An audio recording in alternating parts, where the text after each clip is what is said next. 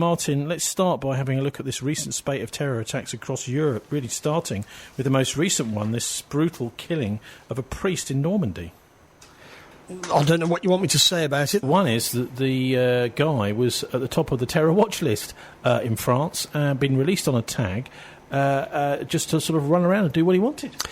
Yeah, well, I mean, then there are questions of competence or incompetence of the relevant authorities.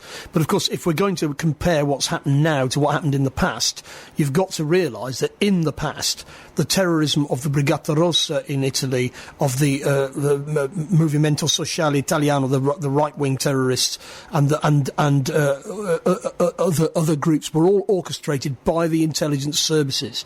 And we know for a fact that the Western intelligence services, including MIT and Turkey, were part of NATO, working with the Qatari and the Saudi intelligence services to set up terrorist cells inside Syria. The British SAS were in Syria last week when the Russians bombed a base which they'd been operating in with a particular group. They'd only left some hours before. The evidence suggests that all of these jihadis that have been going into Syria, and we're talking about thousands and thousands of them, have been doing so with the help and encouragement of the intelligence services. At the same time as the media are telling us, like, these people are terrible, we're at war with them, blah, blah, blah, but Assad must go, and the only way to get rid of him is for these people to kick him out. Some of the patterns that have been going on with these attacks. First of all, most of them are targeting innocent people, that is to say, people who've played no part whatever in any kind of attack on the Middle East by some of these Western countries.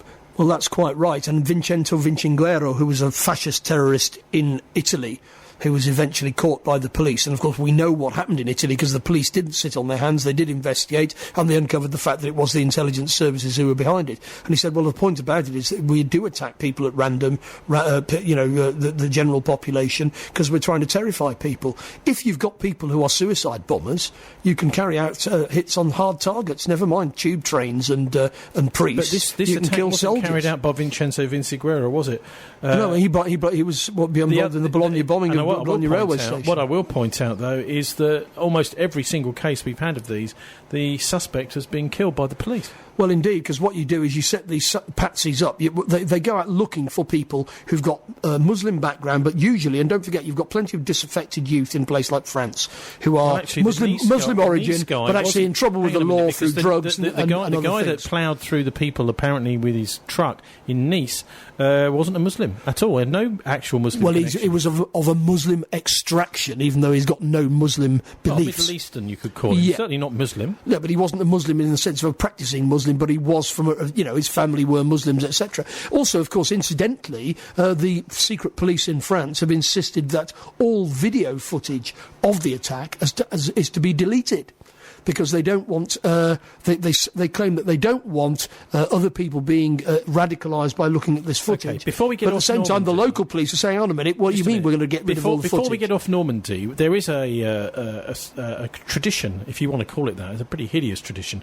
of attacks on churches, and there was one in the Coptic Christian church in Alexandria, wasn't there? There was. So it's nothing. It's not as if they're saying, "Oh, this has never happened before." Actually, that attack on that church in Alexandria turned out to be done by some people from the Interior Ministry, Indeed, the central government in Egypt. So in other words, when you see attacks on innocent people or on churches, on things like this, the first question in your mind, given the history that we know of intelligence services like in Egypt and Turkey, Egypt isn't part of NATO, Turkey is, in Italy and France in the past, in Germany in the past. The last bombings in Germany were in Munich in 1980, and they were carried out by the security forces.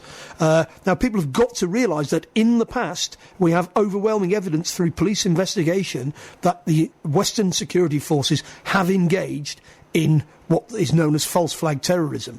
We also know for a fact that NATO and the Gulf countries, including Britain, have been involved in fomenting struggles inside Syria. Roland Dumas, the former French foreign minister, is on the record as saying that he was approached before the war in Syria began by British officials, said, "We're going to run an armed uprising in Syria. Do you want to participate?" So we've got prima facie evidence, pretty strong evidence, that NATO's been involved in funding, arming and training jihadi groups inside Syria. Let's not forget about Germany, because a doctor died after being shot in a Berlin hospital Tuesday, July the 26th, during the fifth horror attack in Germany in just over a week. A string of violent attacks started when an Axeman hacked passengers on a train in Würzburg on Monday, July the 18th. A young Iranian-German-born gunman went on a deadly rampage in Munich on Friday, July the 22nd, after being inspired by far-right killer Anders Breivik. That's disputable. In two separate attacks on Sunday, July the 24th, a man blew himself up in Ansbach, and a man killed a pregnant woman during a machete attack in Reutlingen. Now, you can't deny these. That's four different... No, nobody's denying these things happen. The question is, why are all these different people with very different motivations? Don't forget, this Iranian German is going to be a Shia, not a Sunni, and therefore, if things like this have been, there is actually some dispute about whether he had any real link to Iran. Well, indeed. So the fact that you've got these random people who are just carrying out attacks who haven't got any ostensible political motive, that then fits in the pattern of strategy of tension as well. Because what you do is you just get people absolutely terrified of being attacked by right-wing extremists, left-wing extremists, Islamic extremists, and of course all of this is being orchestrated, and therefore you then demand extra powers. We've got to go and bomb Syria more. Although I can't see how bombing Syria more is going to make any difference to a Tunisian no-hoper deciding he's going to drive a truck. Incidentally, of course, the trucks were allowed onto the Corniche because the police had moved the barriers that they were in place an hour before. Okay. These are the kind of questions that have to be asked. Back to the Nice attacks then, and that was the 14th of July. Terrorists in a lorry mowed down revellers who'd just finished watching a firework display to mark Bastille Day. 84 people apparently killed there.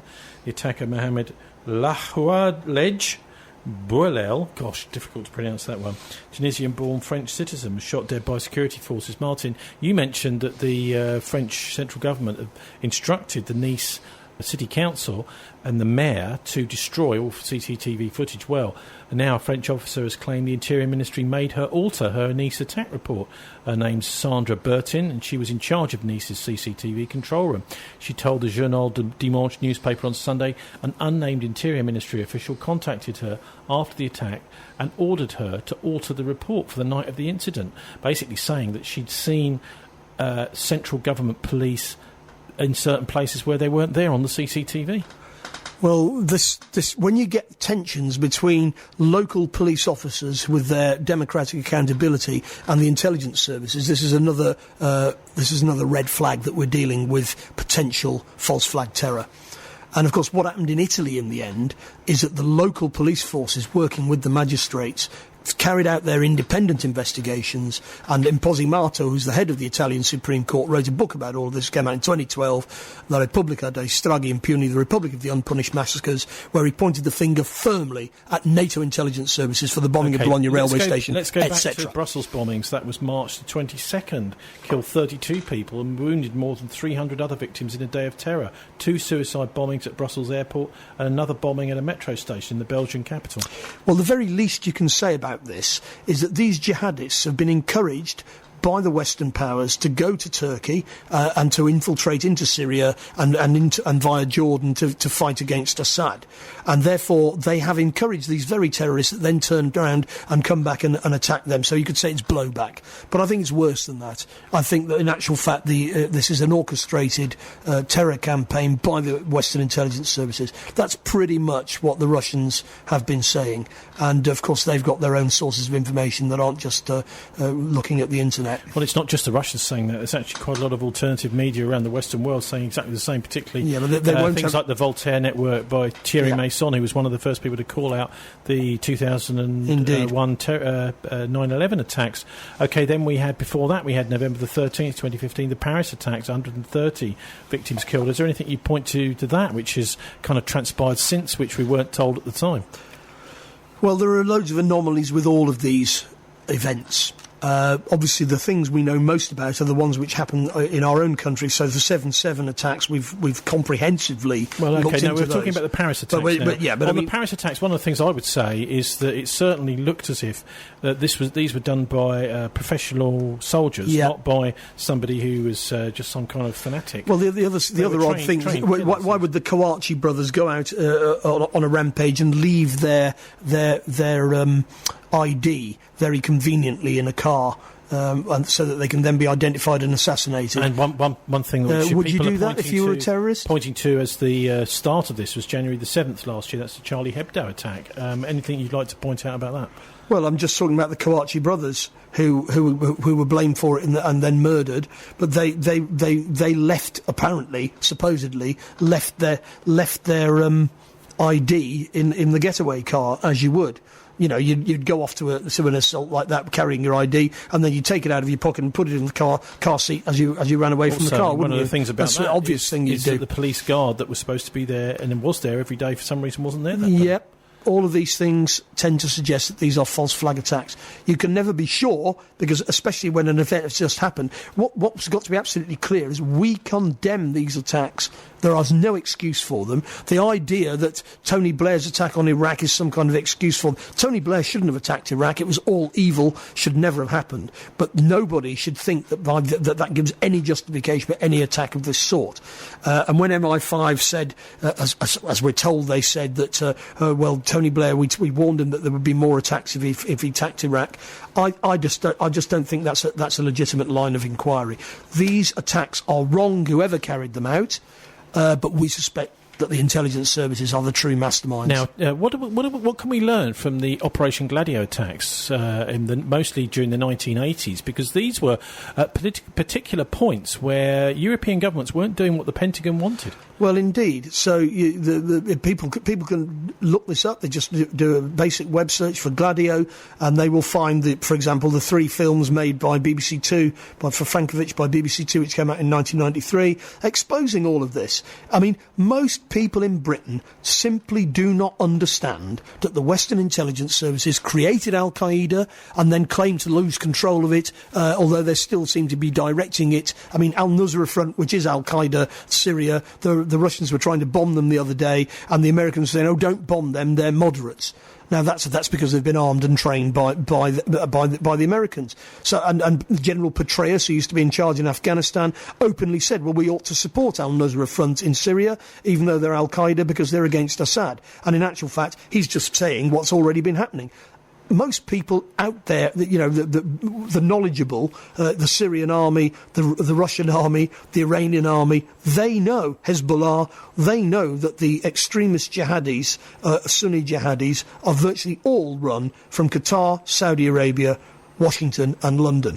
It's just something that everybody knows, this is going to become clear now if Turkey decides to drop these people, and you know, it may be that Turkey's going to leave NATO as a result of this attempted coup against Erdogan, and in that case they will probably drop a lot of these. I mean, that will be the deal with Assad. That we will drop supporting these people. Another piece of news that's come out this week is that the battalions that were involved in the coup 2 weeks ago, they seem to be, I mean, this is what certainly I've been reading online, several different sources, is that they were part of the NATO Rapid Reaction Force, the Turkish contingent of Indeed, the well, every military coup in Turkey from 1950 onwards, and they've had 4 or 5, has been run from the United States and Britain. So why would this one be any different? Anyway, back to Gladio. Sybil Edmonds has talked about what's going on in Europe. She's a former CIA whistleblower. FBI whistleblower. As Gladio 2. What does she mean by that?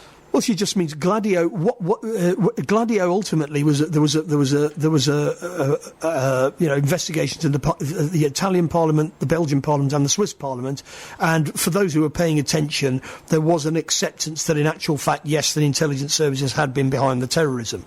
And then people presume that with the fall of the Soviet Union, this kind of extreme anti-communist manipulation was over. And and of course, we did support Al Qaeda in the 1980s to fight Russians in Afghanistan. The SAS trained them in Scotland and so on, for example, but that was all over because the Russians were no longer the enemy, and therefore that we could, nothing happened after that. I would suggest that is simply wrong.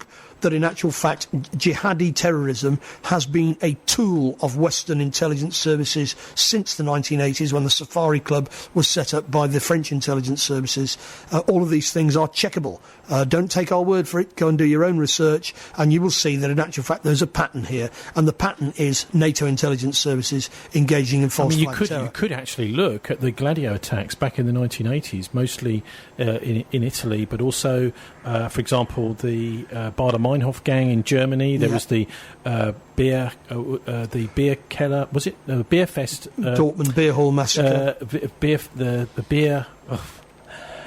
Oktoberfest, that's the one. Killing Munich, I think that was, and also in Belgium too. That was in a way a kind of rehearsal for what's happening today. Well, in those days, people were shocked by terrorism. They were thinking, it had a shocking effect. The Bologna bomb, in particular, in Italy, had the kidnap of Aldo Moro, the Prime Minister, had a shocking effect. It undermined the Italian Communist Party, etc. The Belgians, after their supermarket massacres, did allow cruise missiles on their soil, even though the socialist government didn't want them. The message got through.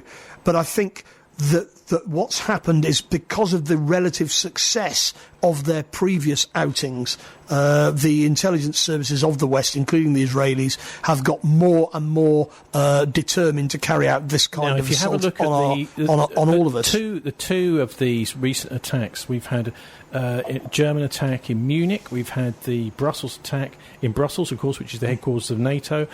No commentary at all that the last attacks in those cities were actually done by NATO. Everyone seems to have forgotten what happened in the 80s. Well, we haven't, and those who are paying attention will know that don't forget that Molenbeek, where these so-called terrorists came from, is right next door to Shape headquarters, which is where all Gladio was run from in the 70s and the 80s. Look at the kind of people that are supposedly carrying out these attacks. They are largely people with mental health issues, problems with the law, and problems with petty crime and drugs. I would put it to you that these are not typical hardcore terrorists, not by any stretch of the imagination. They're not the kind of people that used to join the Provisional IRA. They're not even the kind of people that used to join things like the Red Brigades, although they were eventually infiltrated. And the targets are actually counterproductive to their cause. Not only that, but they're then killed, so they can't give any evidence. Well, indeed. And what happens is there's a chap, James Howell, in the US, as you're probably aware, who's handed himself into the police, saying that he was being trained along with Sadiq Mateen, the guy who supposedly carried out the Orlando attack, at a CIA training camp. Now, we know that this has been going on, and I think what's been happening in Syria, in particular over the last 4 years, it's right up to date. The Western powers have been arming, training, directing and sending people into Syria to fight the Assad government. They've been doing that pretty openly in Jordan and in Turkey. And then when these people then turn up in Brussels starting to bomb and shoot and kill, is anybody that surprised? That is what, it's not even disputable. And the Syrian government has said this all along. Why is it evil when this guy comes and kills a priest in Normandy, but when loads of priests have been killed in Syria by the same people, you cheer them on and provide them with weaponry? You can listen again to any shows at bcfmradio.com and leave comments about your favourite programmes. BCFM 93.2, your interactive station 24 hours a day.